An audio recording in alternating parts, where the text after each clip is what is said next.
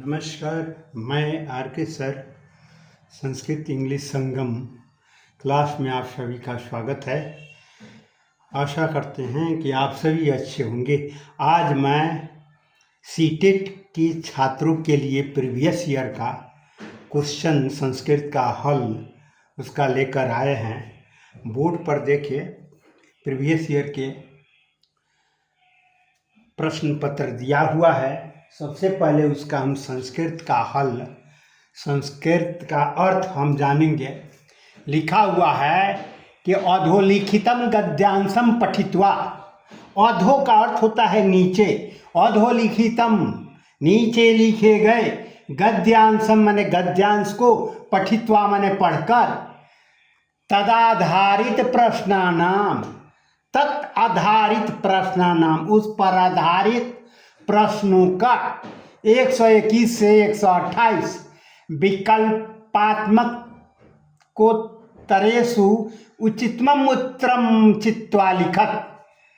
विकल्प के माध्यम से जो है उचित उत्तर, चित्वा मीन्स चुन कर, चित्वा में कत्वा प्रत्यय लगा हुआ है, चुन कर लिखे। कहानी है, ग्रामे आसित कश्चन दुर्बल काया। आसित माने था, ग्रामे माने गांव में कोई दुर्बल शरीर वाला व्यक्ति था। शरीरे शक्तिहीनता कारणतः, शक्तिहीनता के कारण से सभृति कार्यम न प्राप्नोति अस्मा, वह जो है जीविकोपार्जन वाला काम नहीं पाता था। सदैवं प्रार्थितवान, उसने ईश्वर से प्रार्थना किया, भगवान मम उदर पूर्णाय, मेरे पेट भरने के लिए, उदर पूर्णाय का अर्थ होगा पेट भरने के लिए, कांचित व्यवस्थाम, कोई व्यवस्था, कांचित शब्द है काम जोड़ चित, कोई व्यवस्थाम परिकल्पतु, कृपया कृपया कोई व्यवस्था लगा दीजिए, व्यवस्था कर दीजिए ताकि मैं पेट भर सकूं। तस्या रात्रौ तस्य स्वप्ने, तस्याम रात्रौ, ये रात्रौ जो है, रात्रि सब सप्तमी विभक्ति एक वचन है, इसका अर्थ होगा रात्रौ, रात्रि में। और इसी का भी विशेषण तस्याम शब्द है। तत् शब्द स्त्रीलिंग सप्तमी विभक्ति एक वचन है, तो तस्याम रात्रौ का अर्थ होगा उसी रात में, उसी रात में। तस्य स्वप्ने, उसके स्वप्न में, प्रत्यक्षी भूया, प्रकट होकर, भगवान अवदत्, भगवान ने कहा, शीलानोदनम कुरु इति, शीलानोदनम कुरु, पत्थर को जो है ना, पत्थर से को घर्षण करो, पत्थर से उठाओ, इधर से उधर करो, शीलानोदनम कुरु। तस्य गृहस्य समीपे, उसके घरे के समीप, काचित महाशिला, उसी के घर के समीप महाशिला, बहुत बड़े जो है ना, शिला माने पत्थर, बहुत बड़े पत्थर था। और महाशिला एक कर्मधारय समास है, महती शिला, महाशिला। स निर्धन तस्या नोदनम आराब्धम, वह निर्धन व्यक्ति जो है उस पत्थर को जो है ना काटना शुरू किया।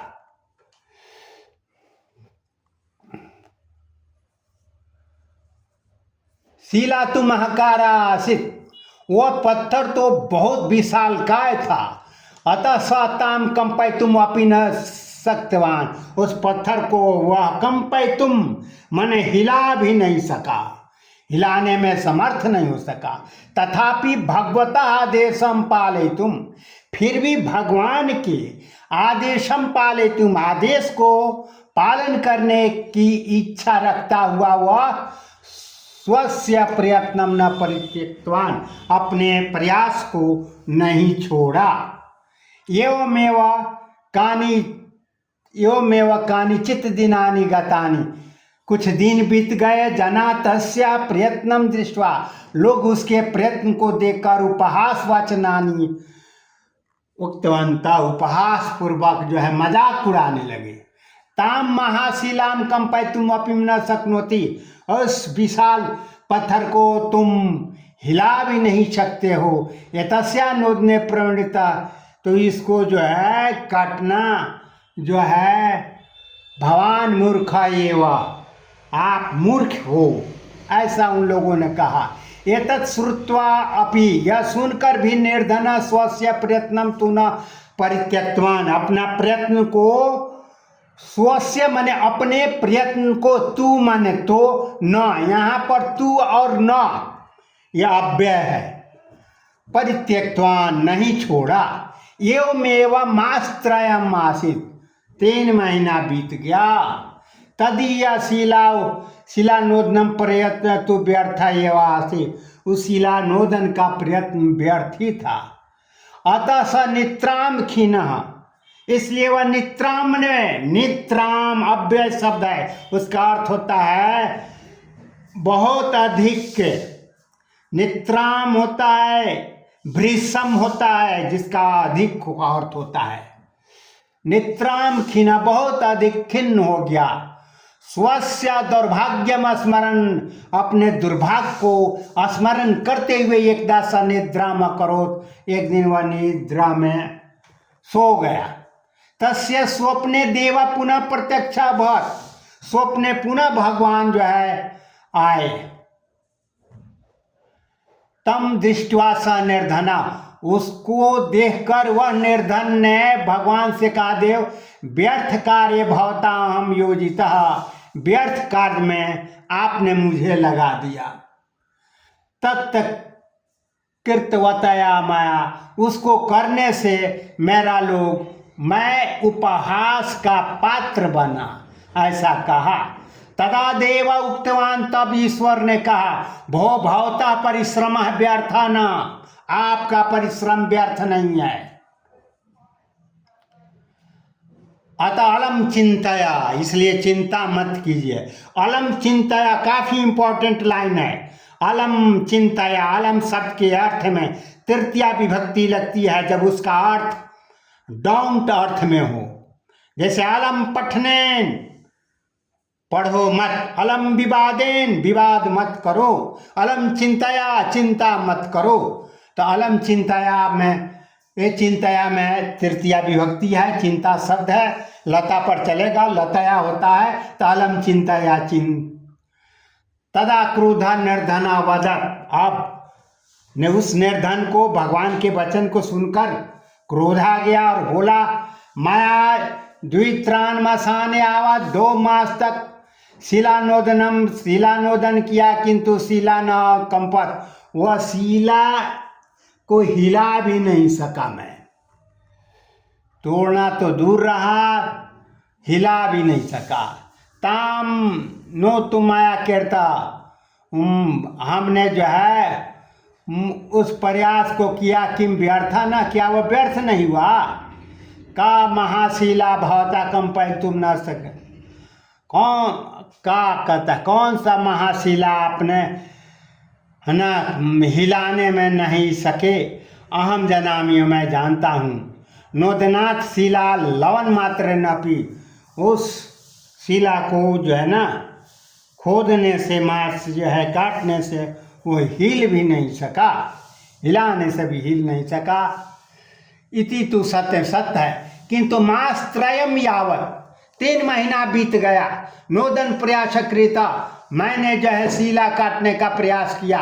तथा भवता हस्तौ, आपके दोनों हाथ को, पादौ मैंने दोनों पैरों को, और स्नायुश्च शक्ति युक्ता न इतु सत्यम।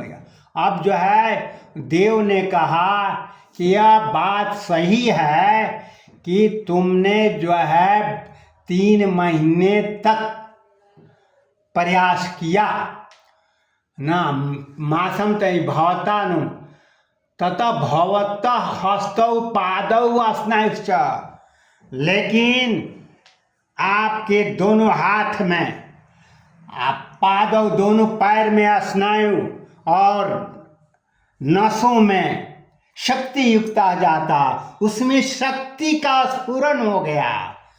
यानी आपका हाथ पैर शक्तिशाली हो गया, आप काम करने के लिए जो है ना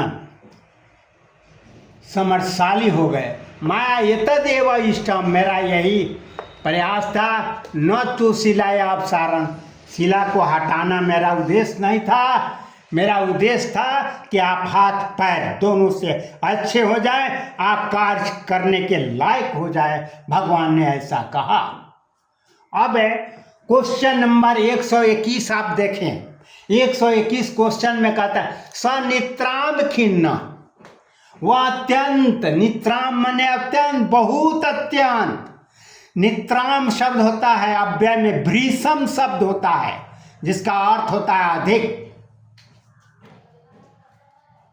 तो नित्राम खिना कहता है इति अव्यय से का अर्थ, नित्राम शब्द अव्यय है जिसका अर्थ होता है बहुत अधिक। यहाँ 3 नंबर में अत्यंतम शब्द है, अत्यंत आंसर होगा। अलम चिंताया, फिर अलम चिंताया। आपको मैं बता दें कि अलम की अर्थ में तृतीया विभक्ति लगती है। जब अलम की अर्थ में तृतीया विभक्ति लगती है तो अलम का अर्थ डोंट अर्थ में निकलता है, मना करने के अर्थ में निकलता है। जैसे पढ़ो मत अलम पठने, जाओ मत अलम गमनेन, विवाद मत करो अलम विवादेन, चिंता मत करो अलम चिंतया। लेकिन याद रखिएगा, कभी ये अलम आज तृतीया दे दिया है, कभी चतुर्थी विभक्ति दे देगा, तो चतुर्थी के अर्थ में अलम का अर्थ होगा सामर्थ्य। जैसे राम रावणाय अलम, राम रावण के लिए पर्याप्त है। अब अगला क्वेश्चन पर, इसलिए अलम चिंताया, चिंता मत करो, तो इसका पहला आंसर होगा चिंताम न कुरु। 123 नंबर देखे, दुर्बल काया मनुष्य कथम आसित, वो दुर्बल शरीर वाला मनुष्य कैसा था। कथम माने कैसा, क्यों, दोनों अर्थ होता है। तो निर्धन था। 124 क्वेश्चन में देखे, भगवता आदेशेन, भगवान के आदेश से दुर्बल काया मनुष्य, वह दुर्बल शरीर वाला मनुष्य, कते दिनानि शीलानोदनम करोत, कितने दिनों तक शीलानोदन किया। कति दिनानि तक कहता है मासत्रयम, 3 महीने तक। और इसका अर्थ समझिए, यावत शब्द जिसमें लगेगा उसमें तृतीया जो है, उसमें जो है द्वितीया विभक्ति लगती है। यावत की अर्थ में द्वितीया विभक्ति, जैसे कोष तक, क्रोशम यावत, 10 दिनों तक, 10 दिनानि यावत, तो उसी तरह इसमें हुआ मासत्रयम यावत, 3 महीने तक। यावत के पहले द्वितीया विभक्ति लगती है। दुर्बल जनेन शीलानोदन कार्यम कार्यता भगवता किम अभीष्टम, कहता है उस दुर्बल शरीर वाले व्यक्ति से शीला हटाने वाला कार्य करने से भगवान का उद्देश्य क्या था। किम अभीष्टम आसित, उद्देश्य था भगवान का कि उसका दुर्बल शरीर जो है शक्ति युक्त हो जाए, शक्ति संपन्न हो जाए। इसलिए चौथा आंसर होगा दुर्बल शक्ति युक्त ही स्याति। इसी उद्देश्य से उन्होंने शीला हटाने का काम करवाया था। अब गया शक्तिहीनता कारणातः, शक्तिहीनता के कारण से का अनुवाद सीख लीजिए। ऐसे तो इसका प्रयोग ज़्यादातर लगता है जगह के नाम में, आगे यदि से है तो जगह का नाम जैसे है वैसे लिख दीजिए। जैसे मोतिहारी से मोतिहारी लिखिए, तो लगाकर विसर्ग डाल दीजिए, मोतिहारी तः। अमेरिका से अमेरिका तः, मुंबई से मुंबई तः, पटना से पटना तः। और यहाँ कारण में लगा दिया है करनातः, माने कारण से। शक्तिहीनता कारणातः, शक्तिहीनता के कारण से स दुर्बल, वह दुर्बल व्यक्ति किम न प्राप्त होते, क्या नहीं पाता था। तो वृत्तिकार, जिसे जीविकापार्जन कहते हैं, यह वृत्ति कार्जम भी नहीं पाता था। आइए, निर्धन इति पदस्य विग्रह कथम स्यात्। निर्धन शब्द का विग्रह क्या है? निर्धन पर विसर्ग है। देखिए, जब निर्धन शब्द पर विसर्ग आ जाए तो बहुब्रीहि समास होता है। तो इसलिए निर्गतम धनम यस्मात् स इसका विग्रह होगा। लेकिन जब निर्धन में म हलंत आ जाए निर्धनम, निर्धन धनस्य अभाव, तब अव्ययी भाव समास हो जाएगा। अव्ययी भाव समास नपुंसकलिंग एक वचन में होता है, जैसे निर्धनम अव्ययी भाव समास है, निर्धन बहुब्रीहि समास है। इसलिए इसका विग्रह होगा निर्गतम, मन निकल गया है, धनम मन धन, यस्य स जिसका धन हाथ से निकल गया है। ये 3 नंबर आंसर होगा। 128 शिलानोदनम कुरु इति कस्य कृते निर्देश आसीत्। शिलानोदनम कुरु, पत्थर को हटाओ, इधर से उधर करो। एक भगवता कृत्य, भगवान के लिए नहीं, दुर्बल काय पुरुषस्य, दुर्बल पुरुष के लिए जो है ये शिलानोदन का कार्य हुआ था, दुर्बल पुरुष के लिए हुआ था। इसलिए वीडियो अगर अच्छा लगे हो तो कृपया सब्सक्राइब जरूर किया जाए। धन्यवाद।